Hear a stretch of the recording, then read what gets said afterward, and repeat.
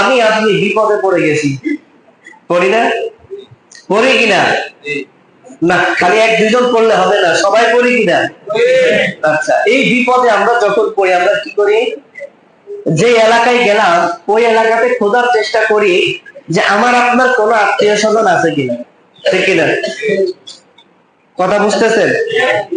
আচ্ছা, আত্মীয় স্বজন নাই, আত্মীয় স্বজনকে ফোন করে জানার চেষ্টা করি যে এই এলাকাতে এমন কেউ আছে কিনা যে আমার কোন আত্মীয়ের পরিচিত লোক আছে কিনা, তাই না? আচ্ছা, এরপরেও হইল না, তখন চিন্তা করি যে দেখি আমার কোন বন্ধু আছে কিনা, তাই না? বন্ধুও নাই, তখন চিন্তা করি আমার কোন বন্ধুর বন্ধু আছে কিনা যার বরাতে আমি বিপদ থেকে বাঁচতে পারি, তাই না? কথা কয় না, ঠিক কিনা?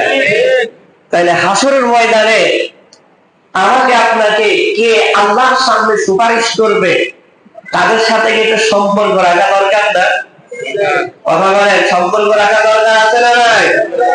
কারণ এই যে এতগুলো লোকের উদাহরণ দিলাম, ফোনের উদাহরণ দিলাম, সম্পর্ক রাখার উদাহরণ দিলাম, তার উদ্দেশ্য তো থাকে একটাই, এই এলাকায় আমার এই বিপদটা যাতে দূর হয়ে যায়, তাই না?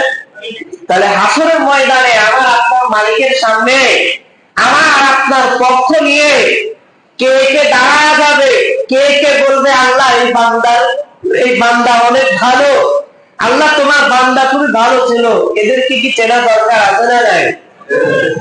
বিভিন্ন সময় আমাদের দেশে দেখা যায় জাহাজ দিয়া, প্লেন দিয়া, রিক্সা দিয়া সরাসরি হাসরের মাঠ পার কইরা জান্নাতে ঢুকাই দেয়। কথা শুনছেন? এমন কথা কয় না, শুনেন নাই যে আমার দাদা দাদারা বড় বড় জাহাজ নিয়ে হাসরের মাঠে আসবে? শুনেন নাই? আচ্ছা, একটু শুনেন, একটু ভিডিও গুলো দেখেন, মাঝে মাঝে দেখবেন এইরকম অনেক কিছু আছে, বুঝছেন? আবার কেউ কয় আরে অমক পীরের কাছে মুরিদ হইলে নামাজ রোজা হজ যাকাত কিছুই লাগে না, বাবাই যথেষ্ট, ঠিক না বেটে? এইরকম কোন বাবার হাসরের ময়দানে কোন ক্ষমতা নাই, ঠিক কিনা বলেন? কোন বাবার ক্ষমতা নাই, শুধুমাত্র তিনজন। কয়জন? তিনজনের সুপারিশ আল্লাহর দরবারে কবুল হবে। কয়জন? জানাবো দুইজনের কথা, একজন পরে।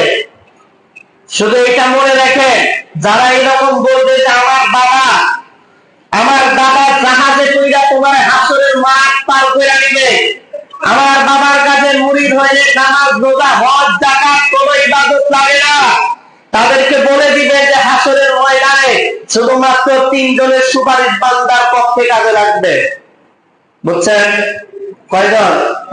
কয়জন?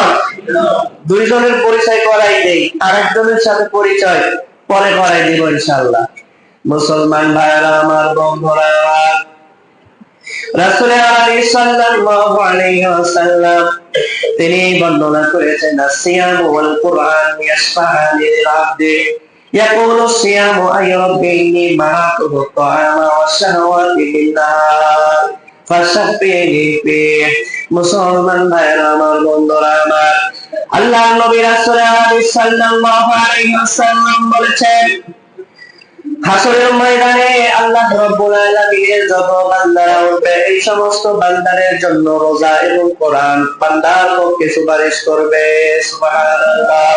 রোজা তোমার দাঁড়ায় বলবে, আয় রব্বি, ও আমার মালিক, ইন্নী মানাতুহু তা'আমা ওয়াশ শাহওয়াতি বিন-নাহার, ও আমার মালিক, তোমার এই বান্দাকে আমি দিনের বেলা খাবার খাইতে দিই নাই, তোমার বান্দা দিনের বেলা কোনো খাবার খায় নাই আল্লাহ, তোমার বান্দা দিনের বেলা কোনো কিছু বার করতে পারে নাই, তোমার বান্দা দিনের বেলায় কোনো আকর্ষণীয় কাজ করে নাই, পরিণত এই সমস্ত কাজগুলো ছিল, সেই সমস্ত কাজগুলো থেকেও তোমার বান্দা বিরত ছিল গো মালিক। ফাশাফি'নি ফি, তোমার বান্দার ব্যাপারে তুমি আমার সুপারিশ কবুল করে নাও। সুবহানাল্লাহ। যে রোজা কবুল হবে না আল্লাহর দরবারে আমার আপনার কোনো ভুল বোঝার কারণে, কোনো একটা পাপের কারণে, অনর্থ কাজ করার কারণে যে রোজা আল্লাহর দরবারে কবুল হবে না, সেই রোজা কিন্তু আমার আপনার পক্ষে সুপারিশ করতে পারবে না। কিন্তু যে রোজা গুলো আমার আপনার এই কষ্টগুলো আল্লাহর কাছে কবুল হয়ে যাবে, আমার আপনার মালিকের কাছে পছন্দনীয় হয়ে যাবে, ওই সমস্ত রোজা গুলো দ্বারা আল্লাহর দরবারে আমার আপনার জন্য সুপারিশ করবে। সুবহানাল্লাহ।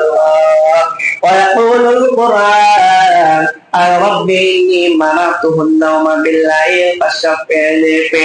আল্লাহ কোরআন দ্বারা বলবে, মালিক তোমার বান্দারে আমি রাতের বেলা ঘুমাইতে দিই নাই, তোমার বান্দা রাতের বেলা ঘুমাই নাই, রাতের বেলা তোমার বান্দা আমার তেলাওয়াতে ব্যস্ত থেকেছে, আমার গবেষণায় ব্যস্ত থেকেছে। মালিক তোমার বান্দাকে আমি রাতের বেলা ঘুমাইতে দেই নাই, ফাশফি'নি ফি। আল্লাহ তোমার এই বান্দার ব্যাপারে আমার সুপারিশ তুমি কবুল করে নাও। তাহলে প্রথম কথা হলো রোজাগুলো আমার আপনার জন্য আল্লাহর দরবারে সুপারিশ করবে। কোরআন আমার আপনার জন্য মালিকের সামনে দাঁড়ায় সুপারিশ করবে। আল্লাহ রাব্বুল আলামিনের নবী, দয়ার নবী, মায়ার নবী রাসূল আরবি সাল্লাল্লাহু আলাইহি ওয়াসাল্লাম তিনি জানাতেন পাইশফাত। রোজা এবং কোরআন আল্লাহর যে বান্দার পক্ষে মালিকের সামনে দাঁড়ায়, আল্লাহর সামনে দাঁড়ায় সুপারিশ করে দিবে। আল্লাহ রাব্বুল আলামিনের নবী বলে দেন, ওই সিয়াম এবং কোরআন এবং রোজার সুপারিশ আল্লাহ রাব্বুল আলামিন কবুল করে নেবেন। সুবহানাল্লাহ। রোজা তো কোন রকম রাখি, তাই না? আর কোরআনের সাথে সম্পর্ক নাই বললেই চলে, তাই না? অথচ যে আমার আপনার জন্য আমার আপনার মালিকের সামনে দাঁড়ায়া সুপারিশ করবে, সেই কোরআনের সাথে আমার আপনার সম্পর্ক নাই। যে রোজাগুলো আমার আপনার জন্য আর মালিকের সামনে দাঁড়ায় সুপারিশ করবে, সেই রোজাগুলো কবুল হচ্ছে কিনা, আল্লাহর কাছে গ্রহণযোগ্যতা পাবে কিনা, এইরকম চিন্তা চেতনাও আমার আপনার মনের ভিতরে নাই। কথা বলেন ঠিক কিনা? আল্লাহর অনেক বান্দা আছে সরকারি দপ্তরে বইসা, আরে ভাই আসরের নামাজের সময় হইতেছে, দিনে দেন তাড়াতাড়ি, না দিলে না দেন, আমরা এখন আসরের নামাজ পড়তে যাব। অনেক ভাইয়েরা আছেন বিভিন্ন দপ্তরে কাজ করেন, আপনাদের উদ্দেশ্য করে বলছি না, আপনারা সবাই ভালো, আলহামদুলিল্লাহ, সবাইকে ভালোবাসি, আল্লাহ তাআলা সবাইকে হেফাজত করেন, সবাই বলেন আমিন। কিন্তু অনেক মানুষ এমন আছে, আরে ভাই নামাজ পড়তে যাবো, দাও তাড়াতাড়ি দাও, তোমার জন্য আমার নামাজে যাইতে দেরি হইতেছে, বুঝলেন নাই? আবার কতজন এই পকেট পাইতে দেয়, এখানে দিয়া দেখাও, হাতে ধরতে নাই, রোজা রাখছি, এগুলো হাতে ধরতে নাই। আল্লাহ তাআলা সবাইকে হেদায়েত দান করুন, সকলে বলুন আমিন। ওইটা আগেও হারাম, এখনো হারাম, রমজানের পরেও হারাম, ঠিক কিনা বলেন?